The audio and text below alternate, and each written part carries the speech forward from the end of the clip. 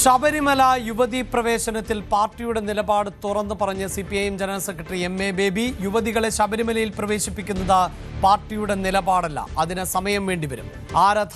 ആരാധനാലയങ്ങളിൽ സ്ത്രീ പുരുഷ തുല്യതയ്ക്കല്ല, വിശ്വാസികളുടെ വിശ്വാസത്തിനാണ് പ്രാധാന്യം കൊടുക്കേണ്ടത് എന്നും അദ്ദേഹം പറയുകയാണ്. യുവതീ പ്രവേശനം പരാമർശിക്കാതെ സുപ്രീം കോടതിയിൽ സർക്കാർ കൊടുത്ത സത്യവാങ്മൂലം വിമർശിക്കപ്പെടുന്നതിന് ഇടയാണ് MA ബേബിയുടെ ഈ തുറന്നുപറച്ചിൽ. ന്യൂസ് 18 സീനിയർ എഡിറ്റർ മഞ്ജുഷ് ഗോപാലിനോട് മീറ്റ് ദ ലീഡർ അഭിമുഖത്തിൽ സംസാരിക്കുകയായിരുന്നു MA ബേബി.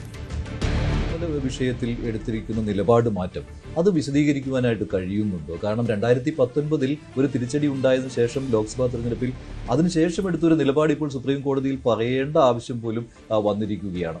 തികച്ചും ഒരു ചുവടുമാറ്റമാണല്ലോ അത്. യഥാർത്ഥത്തിൽ ശബരിമല വിഷയത്തിൽ മുമ്പ് ഗവൺമെൻറ്റിൻ്റെതായ ഒരു അഭിപ്രായം സുപ്രീം കോടതിയുടെ വിചാരണ വേളയിൽ പറഞ്ഞതിൻ്റെ സാരാംശവും ഇപ്പോൾ പറയുന്നതിൻ്റെ സാരാംശവും തമ്മിൽ യാതൊരു വ്യത്യാസവും അടിസ്ഥാനമായിട്ടില്ല. അന്നും ഇന്നും പറഞ്ഞത് എന്താണ്? അന്നും ഇന്നും പറഞ്ഞത് ഇതുപോലുള്ള ക്ഷേത്രങ്ങളിൽ, ആരാധനാലയങ്ങളിൽ ഇപ്പോൾ നിലനിൽക്കുന്ന ആചാരങ്ങളിൽ മാറ്റം വരുത്തേണ്ടതുണ്ടോ തുടങ്ങിയ ചോദ്യങ്ങൾ അതാണല്ലോ വന്നത്. RSSൽപ്പെട്ടവരാണ് ഈ പ്രായ നിബന്ധന കൂടാതെ സ്ത്രീ പ്രവേശനം അനുവദിക്കണമെന്ന് പറഞ്ഞുകൊണ്ട് കോടതിയിൽ പോയതെന്നുള്ളത് കൂട്ടത്തിൽ മറന്നു പോകണ്ട.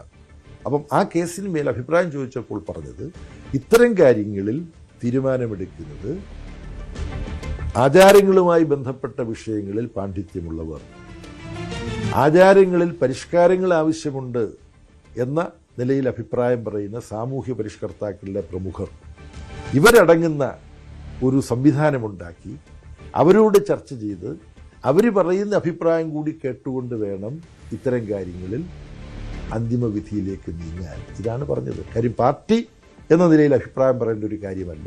പാർട്ടി അഭിപ്രായം പറയേണ്ടത് സമൂഹത്തിൽ ചില സമവായങ്ങൾ രൂപപ്പെട്ടു വരുമ്പോഴാണ്. ഇതാണ് തുല്യതയ്ക്ക് പ്രാധാന്യം നൽകണമെന്നതിൽ ഊന്നിയായിരുന്നു അന്ന് വാദം.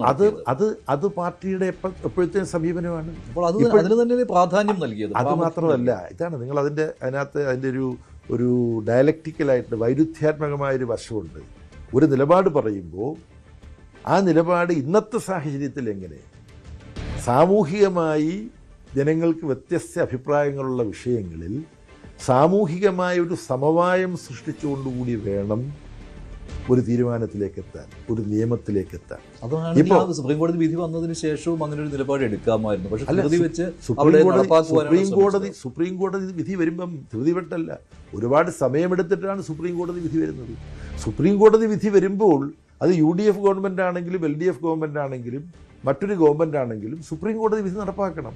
അത് തിരക്കിട്ട നടപടി എടുക്കുന്ന പ്രശ്നമല്ല, ആ വിധി നടപ്പാക്കാൻ. ആ വിധി വന്നപ്പോൾ എല്ലാവരുടെയും പ്രതികരണം എന്തായിരുന്നു?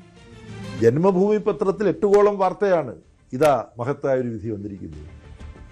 UDFന്റെ നേതാക്കന്മാരുടെ പ്രതികരണം എന്താ? ആദ്യം നിങ്ങളെടുത്ത് പരിശോധിക്കും. പക്ഷെ അവർ വിശ്വാസികളുടെ വികാരം എന്താണെന്ന് മനസ്സിലാക്കി അവർ തിരുത്തൽ നടത്തിയിരുന്നു ആ സമയത്ത് തന്നെ, എന്താണ് സംഭവിക്കാൻ പോകുന്നതെന്ന് മുൻകൂട്ടി കണ്ട്. പക്ഷേ LDFും CPM ഒക്കെ തിരുത്തൽ നടത്തിയത് 2019 ലോക്സഭാ തെരഞ്ഞെടുപ്പിന് ശേഷം അല്ല.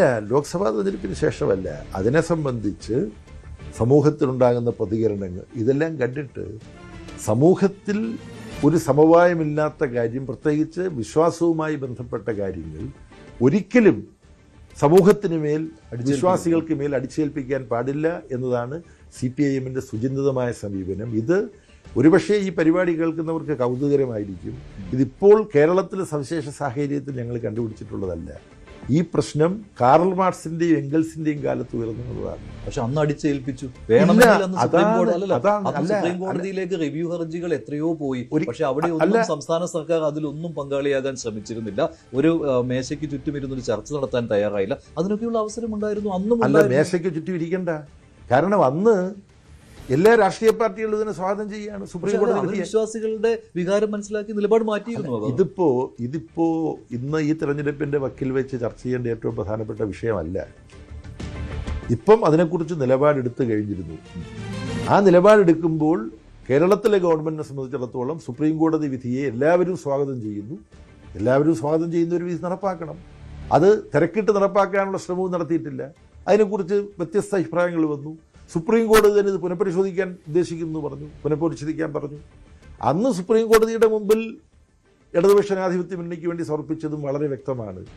ഈ പറഞ്ഞ പോലെ മത ആചാര പണ്ഡിതന്മാരെയും സാമൂഹ്യ പരിഷ്കർത്താക്കളെയും ചേർത്തുകൊണ്ട് ഇത് സംബന്ധിച്ച് അഭിപ്രായം രൂപീകരിച്ച് അതുകൂടി പരിശോധിക്കും. പക്ഷേ അത് ഉമ്മൻചാണ്ടി സർക്കാർ വളരെ വ്യക്തമായിട്ട് സുപ്രീം കോടതിയെ അറിയിച്ചിരുന്നു. അവിടെ യുവതികളെ പ്രവേശിപ്പിക്കരുത് എന്ന് തന്നെ പറഞ്ഞിരുന്നു. അതായത് PS സർക്കാരിൻ്റെ കാലത്തെ അഫിഡവിറ്റ് തിരുത്തിക്കൊണ്ട് തന്നെയാണ് പറഞ്ഞത്. പക്ഷേ പിണറായി വിജയൻ സർക്കാർ അധികാരത്തിലെത്തിയതിനു ശേഷം PS സർക്കാർ പറഞ്ഞത് താങ്കൾ പറഞ്ഞതുപോലെ ഈ ആചാര്യന്മാരുമായിട്ട് ആലോചിക്കണം, അതുപോലെ തന്നെ പക്ഷേ തുല്യതയ്ക്ക് പ്രാമുഖ്യം നൽകണം, ഒരു പ്രായത്തിലുള്ള സ്ത്രീകളെയും തടയരുത് എന്ന് തന്നെയായിരുന്നു പറഞ്ഞിരുന്നത്. അപ്പോൾ വ്യത്യാസം അവിടെ ഉണ്ട്. പക്ഷേ ഇപ്പോൾ പറയുന്നു മാക്സിയൻ തത്വങ്ങൾ അനുസരിച്ച് വിശ്വാസികളുടെ മേൽ ഒന്നും അടിച്ചേൽപ്പിക്കരുത് എന്ന്, അതിലേക്ക് വന്നു എന്ന്. അപ്പോൾ അത് വൈകി വന്നതല്ലേ എന്നുള്ള ചോദ്യം വരും. ഒരിക്കലുമല്ല.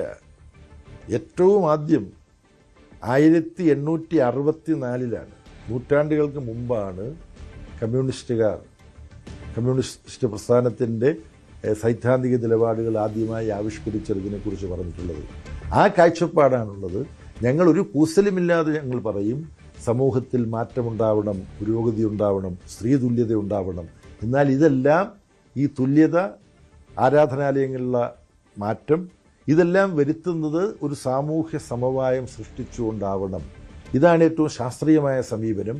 മറിച്ച് BJPയും കോൺഗ്രസും ശുദ്ധ അവസരവാദപരമായ തട്ടിപ്പിന്റെ വക്താക്കളാണ്. അതാണ് ഈ കാര്യമെല്ലാം ചർച്ച ചെയ്യുന്നത്. ഇപ്പോൾ തുല്യത എന്നതിനേക്കാൾ പ്രാമുഖ്യം കൊടുക്കുന്നത് സമവായത്തിനും വിശ്വാസികളുടെ താല്പര്യത്തിനുമാണ്. തുല്യതയിലേക്ക് എത്തണം.